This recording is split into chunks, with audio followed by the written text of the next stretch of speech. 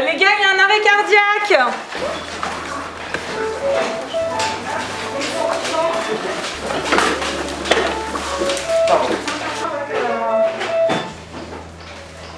Toujours, hein, comme je disais, c'est toujours imprévisible. On a beau programmer notre journée, il y a toujours des événements qui font qu'il y a des imprévus. Malheureusement ou heureusement, on s'attache au patient. C'est un patient qu'on a vu en ventilation spontanée, c'est-à-dire qu'il respirait par lui-même, qu'il pouvait communiquer avec nous. Donc on a pu discuter avec lui, connaître son mode de vie. Et donc c'est très dur, après avoir connu le patient, de se rendre compte que finalement il va décéder. C'est dans le contrat, hein, je le savais. Je savais qu'on ne pourrait pas sortir tout le monde, d'autant plus durant cette pandémie. Donc ça m'affecte, ça m'affectait beaucoup au début de cette épidémie. Sauf qu'on prend du recul sur cette maladie qu'on ne comprenait pas beaucoup. On ne comprend toujours pas complètement.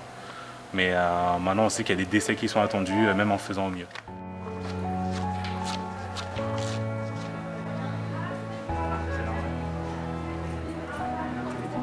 C'est mieux que les jours précédents, mais il reste quand même dans une situation grave. Moi j'ai le cadeau. J'ai l'air fatigué là sur la télé. Vous voyez pas, mais j'ai l'air fatigué. Ah oui, donc c'est possible que tu l'aies croisé alors qu'elle était symptomatique, quoi. Et donc tu vas prendre ta température 2 fois par jour. Ah, j'entends, merci beaucoup. Merci.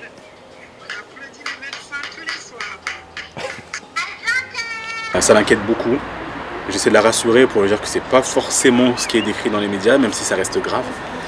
Et donc j'essaie surtout de la rassurer à chaque appel. Chaque fois que je l'appelle, c'est aussi pour me rassurer. C'est un appel où on se rassure mutuellement. Parce qu'en vrai, quand on rentre, on est fatigué, hein, on va pas se le cacher. Donc c'est soit pâte sauce, soit des libéraux. Donc heureusement qu'il y a des très chers colocataires. Et en vrai, c'est vrai qu'on parle souvent de tout et n'importe quoi. Et ça te permet quand même de parler d'autres choses, quoi. C'est ça, ouais. Ça parle d'autres choses, de débats autres que le coronavirus, ça fait du bien. C'est ça. Ah, tu manges finalement? Ah bon.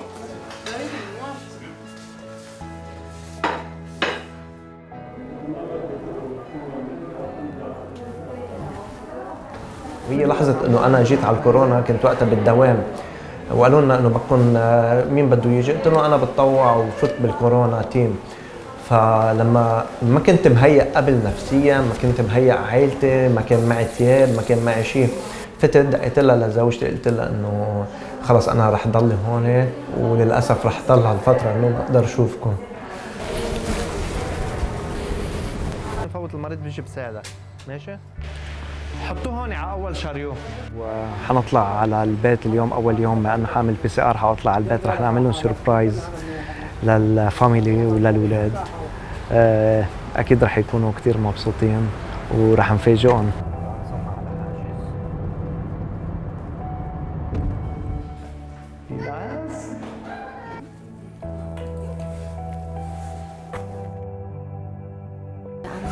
فترة طويلة صار لي شهرين صحيح اني يمكن عند عالم مش قليل بس بالنسبة لي كانوا كتير كتار يعني فيك تقول سنتين فيك تقول شي 10 سنين كتير كتار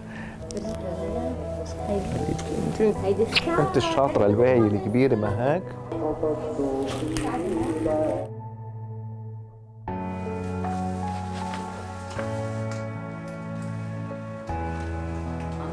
그때 확진자가 매일매일 늘면서 이제 언제 끝날지도 모르고 하는데 딸은 항상 보고 싶은데 이제 사진을 그냥 잠도 안 오고 하니까 보니까 이제 동영상이랑 보다가 보니까 그냥 막연하게 아무 생각이 없었는데 눈물이 나더라고요. 그냥도 눈물이 났었던 것 같아요. 일이고요. 영웅이라고 저희 스스로 느끼기보다는 저희는 당연히 하고 있는 일을 하고 있을 뿐이라고 그렇게 항상 생각을 하고 있어요.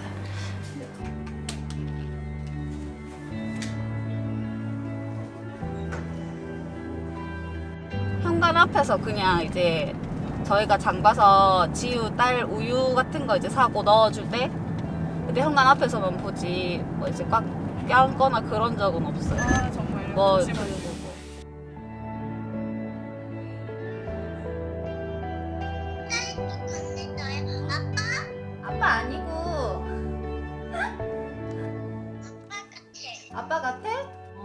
막막함하고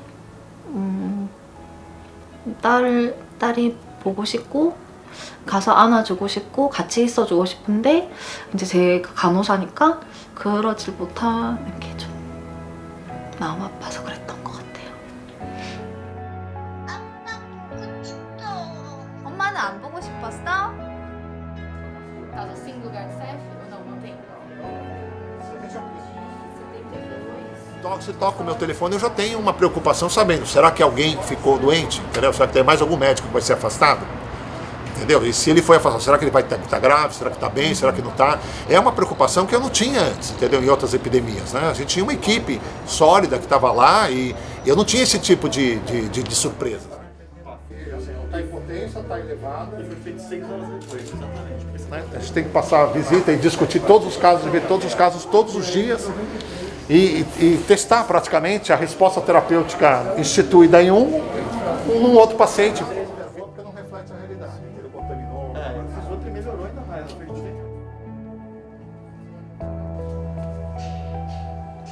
Agora acho que eu posso dar um abraço de feliz aniversário. Beijão. Mudou as nossas relações, porque ambos estão na linha de frente e a gente sempre tem essa angústia, essa preocupação do que acontece quando a gente chega em casa. O que a gente pode estar trazendo para casa.